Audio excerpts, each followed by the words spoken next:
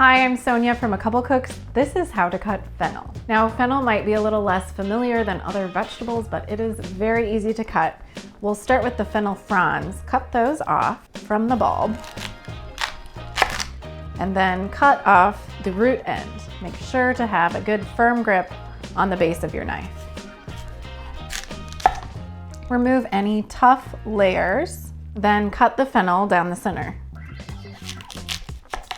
If your recipe calls for slices of fennel, you'll simply slice it long ways into thin slices. Now, if your recipe calls for dicing fennel, it will be very similar. Cut into the fennel, leaving a little bit on the edge so it holds all together. Same direction as the slices. Rotate the fennel and then cut along the shape of the fennel into a dice. You get to the top, turn it. And simple as that, that is how to cut fennel.